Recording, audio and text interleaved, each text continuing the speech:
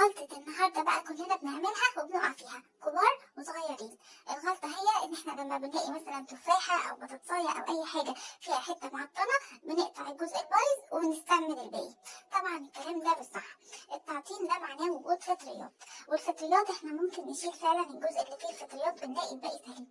بس المشكلة بقى ان الفطريات دي بتفرز سموم فطرية. السموم الفطرية دي ليها مشاكل كبيرة. اول حاجة ان هي بتبقى موجودة رغم ان الثمرة ذات نفسها شكلها باين ان هي سليمة.